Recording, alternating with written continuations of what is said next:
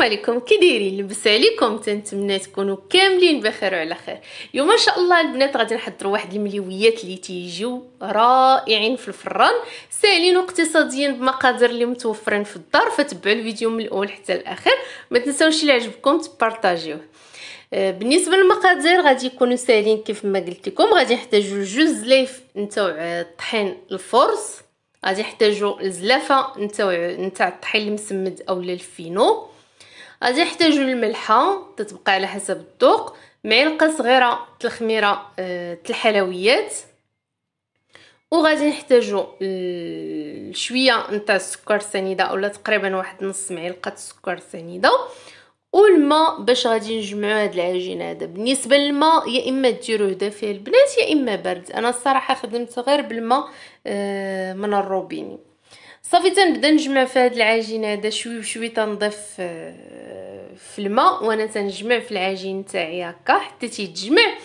من بعد تناخذو تندلكو مزيان البنات، او الليله بغيتو تسهلوا عليكم هكا ديروه في واحد البلاستيكه وخليوه تقريبا واحد نص ساعه راه تيتدلك بوحدو، وغادي ندوزو باش نخدمو به. تناخذ هنايا في سطح العمل تناخذ الزيت تندهن بها سطح العمل نتاعي، وتنجيب هذاك العجين بعد ما تدلك من طبيعه الحال. كيف ما قلت لكم ممكن تديروه في بلاستيكه، كل ما خليتوه في البلاستيكه كل ما تيتدلك بوحدو البنات وتيسهل عليكم هكا تخدموا به.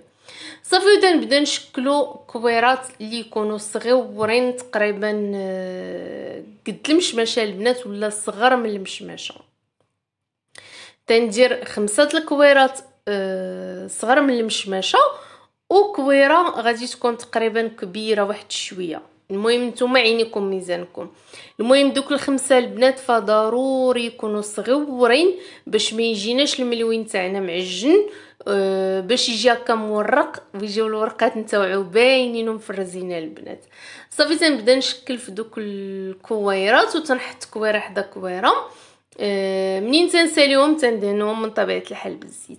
بالنسبه للبنات اللي تيقولوا لي مريم حطينا الوصفات في الفيس، فراه البنات تنبغي نحطهم لكم في الفيس، ولكن والله ما ميسر ليا دابا في هذا الوقت هذه ما ميسرش ليا المساحه نتاع التليفون اللي عندي، ما تتهزش ليا الفيديو كامل هكا باش نتيليشارجيه ونحطو لكم في الفيس. عاد الكونيكسيون تيبغي كونيكسيون اللي كثيره البنات، فتنتمنى هكا تفهموني. والله الا تنبغي نحط لكم وتنبغيكم هكا تستافدوا كاملين للي عندي المشتركات اللي عندي في اليوتيوب ولا المشتركات اللي عندي في الفيس.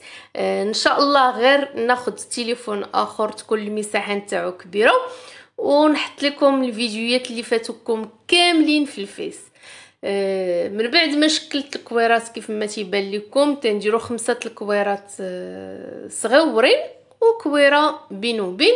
صافي تندهنهم بواحد بالزيت من الفوق هكا باش يبقى العجين رطب، وتنغطيهم بواحد البلاستيكه وتنخليهم يرتاحوا.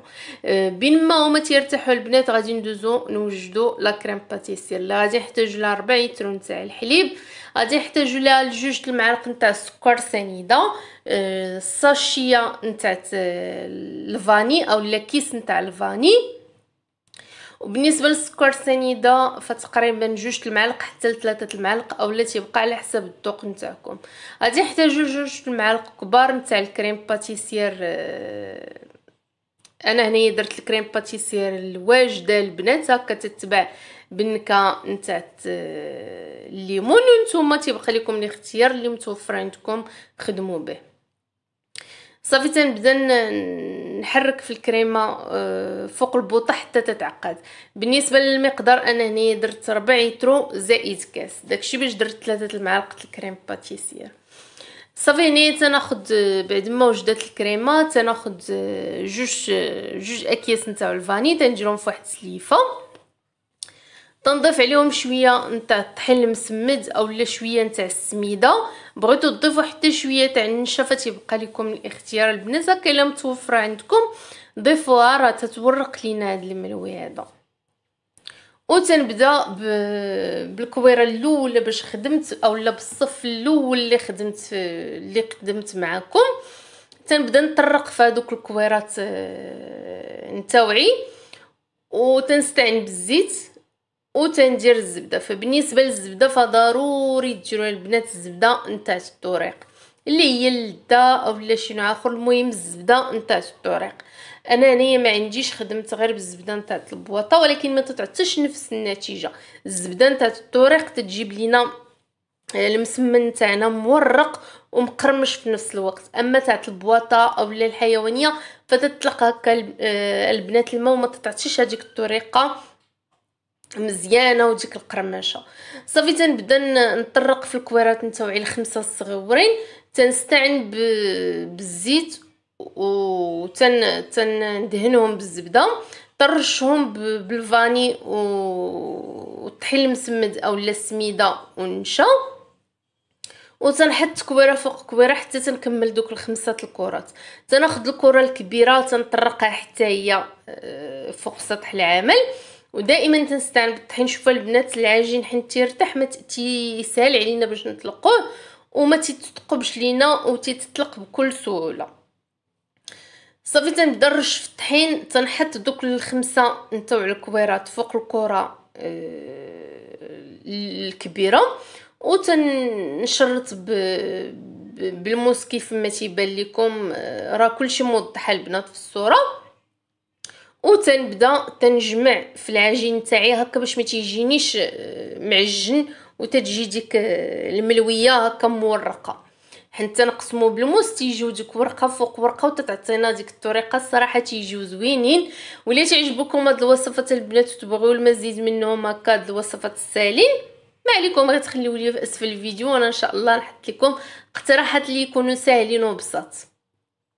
صافي بنفس الطريقه تنعاود الملويه نتاعي الثانيه تنجمعها بنفس الشكل تتكون مورقه الصراحه وزوينه، وتنحطهم في الطاوله اللي مدهونه يا اما بالزبده اولا بالزيت. من الاحسن دهنوها بالزبده. تنطرقهم غير واحد شويه البنات، ماشي بزاف، غير واحد شويه فقط. ما بغيتوش تطرقوهم ممكن ما تطرقوهمش. وتنجيب الكريمه نتاعي اولا الكريم باتيسير بالنكهه نتاع الليمون، تندير ديك الكريمه في الوسط وتندور عليها التفاح. انا درتو على شكل وريضه، بغيتو ديروه نتوما غير محطوط هكا على شكل طولي، فتيبقى لكم نتوما الاختيار، زينوا به كيف ما عجبكم البنات.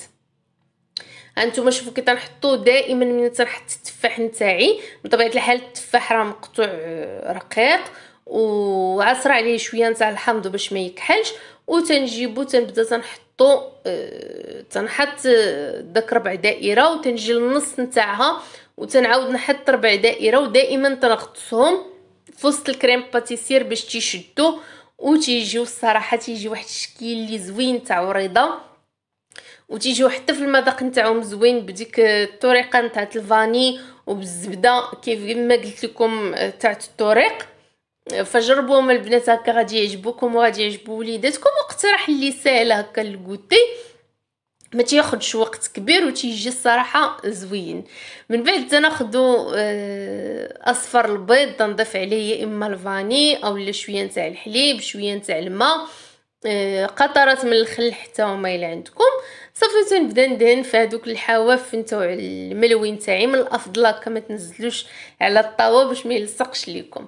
وتندخلهم الفران. بالنسبه للفران تيكون سخون مزيان، تندخلهم تنمهل عليهم العافيه، تنشعل عليهم من التحت حتى تتبو تتحمروا من التحت عاد باش تنشعل عليهم من الفوق ياخذوا اللون.